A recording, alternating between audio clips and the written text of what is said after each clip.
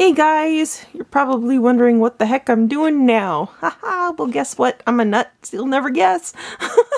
Well, anyway, I had posted a picture of a horse online and asked some people what they thought the breed was and what they thought was wrong with the horse. I had some really neat comments go on, but I decided, now would be a really good time to share at least some of the knowledge that I know and what I look for in horse conformation and whatnot. So this is one of my many Breyer horse toys. I figured over the years that maybe one day these things would come in handy, and boy have they ever. I'm so glad I've kept these. Sorry guys, I still got a cough. But, well, let's see if I got my paper around here somewhere. Oh, I still do. Okay, good. Trying to stay prepared, guys. I already fell over once. So, I'm not going to do that again, I hope. So, alright. Here we go. Moving on. I put duct tape on this horse. Probably going to guess why, but guess what? Haha, I'm a nut, so you'll never guess. Alright, so, this is modeled after a quarter horse, and I've noticed that for some reason some people have started breeding the quarter horses to be a little bit heavier in the shoulder and in the butt than what they really need to be. Sorry guys, I've still got a cough. Still working on this, guys. Still trying. Okay. So, as you can tell, this horse has got a little bit of saggage going on right here. I'd rather see a horse that's got a little bit more lift.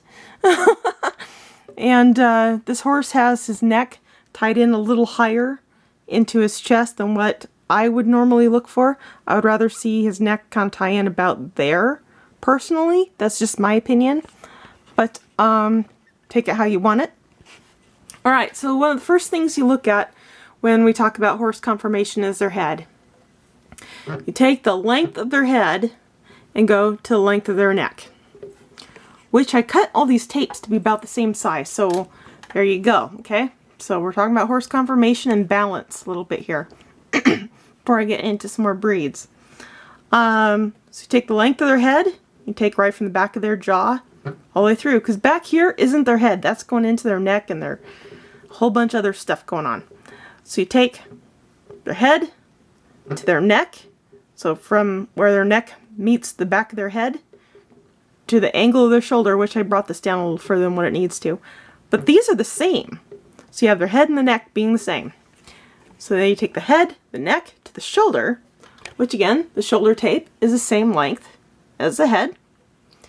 Then next, you go to their back, right there, which again, the tape is the same. Then again, you go to the hip, which this horse has a little bit of saggage, but from the bone structure, he's still right where he needs to be. So the head to the neck, to the shoulder, to the back, to the hip. That's what you want. That's what you're looking for. Okay, so that's balance there. Now we're going to go to other angles. So if I were to draw a triangle, I would want to see, if up here were a triangle, you had an angle here, I would want to see the length of the shoulder matching up with the length of the hip. I want to see those angles matching. That's going to give the horse better balance as they're moving. They have their shoulder joint, this is kind of like an upper arm for us. This is their point of elbow. I didn't quite get the tape in the right spot, so his elbows, the point of his elbow is right here, so I didn't quite get it. But again, this is duct tape on a toy. Come on, you gotta give me some credit here. And you want to be able to have that angle matching. And I didn't quite get it matching, but again, you go from his patella, and that needs to be brought up right there. So hip, this is like our upper leg or our femur. And there's a kneecap for the horse, and then you have their lower leg. So this is kind of the angles that you're looking at. One thing that you can kind of do is you also look from their withers to the top of their croup. Here's their croup, here's the withers. I'm going to take some tape or paper here, and that's about the same. The paper's relatively straight through there. Here's a bit of his wither, but or his hair mane over the wither. So right there, that's level. That's what you want, all right? That's what you're looking for. You want to make sure their back is level. The length of their leg, you can kind of, so if I judge it here, right where he touches his belly, I take that length where my thumb's at and match it to his back. And then his legs are a little bit longer than what the back is through here, or his girth. That's not bad either. You want it just a little bit shorter through here compared to here. But yeah, this horse is in relatively good conformation. His legs are straight. If I take from the back of his rear end to the back of his hock, straight down through the ground, he's straight right through there. That's another thing you're looking for, okay? So this horse is in really good conformation. Okay, I kind of screwed up a little bit with the duct tape, but come on. Can't blame me too much. Alrighty, so to go to the picture that I posted online. Sorry, still coughing. Still working things out, guys. Alright, so when I posted this picture, I thought for sure, you know, this horse has got to be a draft cross. People said he's got a high crested neck. Some people said his head looked too big compared to his body and everything else. But he actually looks relatively good and pretty balanced for the most part. His legs are freaking long in comparison to his girth. And you can see the difference in how tall he stands. My goodness. When I look at a balanced horse, I like to see their hocks just a little bit above their knees. I do like to see their front leg longer here than the cannon. That allows for a lot of like sports things that you might want to do without risk of breaking the horse's leg.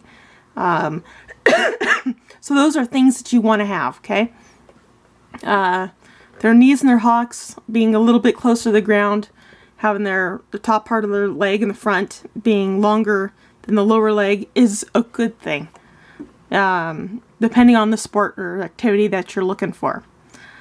The reason I'm saying that this guy is highly a draft cross is, I'm going to pull up a picture of a draft here. Sorry, waving the camera around. Here is a Belgian. And if you look at their neck, you can see they got a high crested neck. And the angle of their shoulder's a little bit straighter here. But again, if you were to draw that same triangle, here's the angle of his hip. It looks like it would be about matching. His head length matches his neck length. Matches about his shoulder length. His shoulder's a little bit longer than his head, I think. His back is a little bit shorter. Now for a draft horse, that's a good thing. You want that. Most of their energy goes into pulling wagons. So if you have a wagon horse that's got a longer back, the chances of you damaging his back are higher. All that they're pulling with is right here on their body. So that thick neck and that big chest and shoulder, that's what's going to be able to give you the power to move. He's got a little bit of a narrower hip, so you're going to lose a little bit of strength there, a little bit of forward motion. But for the most part, he's pretty well balanced himself as well. He's got his head is a little bit longer than what his hip shows, but overall, I would not mind buying a horse like that. Here's a Hanoverian. And a Hanoverian has a little bit of that crested neck, but they've got a longer back. This guy has about the same length to his hip as anywhere else. He's got a little bit of a longer neck in comparison. And again, you take the head to the neck, to the shoulder, to the back, to the hip. It's how that works. So if you take the Hanoverian like this guy and cross him with, say, a Belgian like this, you're probably going to end out with something looking like this. Now, you know, for conformation wise, for his upper body, pretty darn good. His head to his neck, to his shoulder, to his back, all line up, but his hip is a little bit smaller than what his head length is. I'm looking for a relatively level back by taking the withers to their croup. And again, if I bring my paper down, let me bring my paper down a little bit straighter. He's got a little bit of a higher wither in comparison to his croup, but not much. It's relatively level through there, so that's good. But the thing that caught my eye, besides his color and what crossbreed he might be, was not only his legs, but if you look right there at his pastern or his fetlock joint, he's knuckling over. The fetlock is not back where it needs to be, like this leg is.